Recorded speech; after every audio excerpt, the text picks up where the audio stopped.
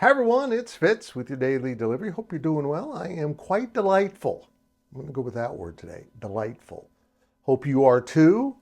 Today we're going to talk about leadership and how the Big 12 nearly died due to not really poor leadership, but an inability to lead thanks to one certain member.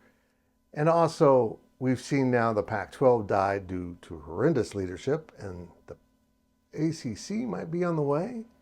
Let's discuss this in a second. First, a reminder, please subscribe to this YouTube channel. Hit the thumbs up, leave the comments. It's appreciated so very much. And of course, sponsored by Mailred Golf Clothing. I'm back in a quarter zip because it's that cold in the studio. I like it cold. On with the DD.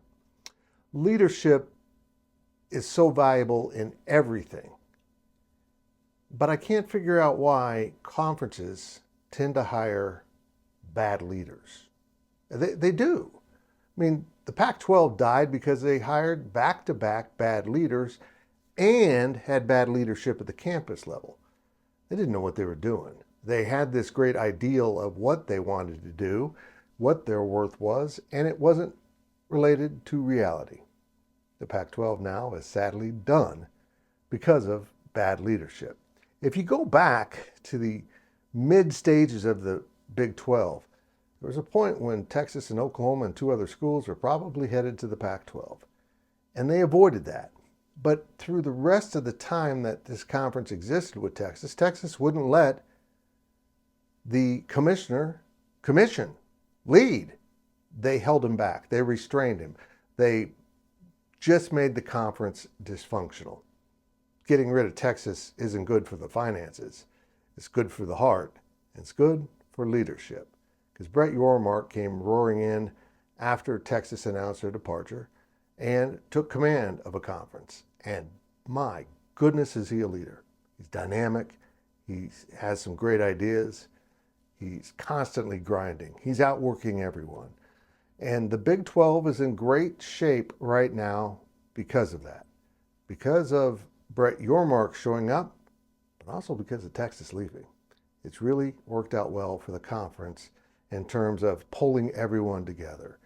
Now, most everyone is going in the same direction with the same goals. And that's why we now are looking at the ACC, wondering how this happened. There are so many great brands in the ACC. They should be really valuable in the marketplace, and they're not. ESPN lowballed them. Poor leadership led them to sign a really silly contract for their media rights that goes on way too long. And now the Big 12 will renegotiate another new contract before the ACC gets a chance. So they have one going into effect next year, and then they'll have another bite at the apple before the ACC can even correct what is so wrong. They won't be here by that time happens. Why? Because poor leadership got suckered into a bad contract and they forced it upon their members. I am so thankful that Brett Yormark came in and changed the entire attitude and approach of this conference. Victims no more.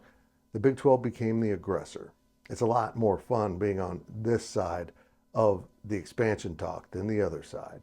The other side sucks. And the ACC is finding that out.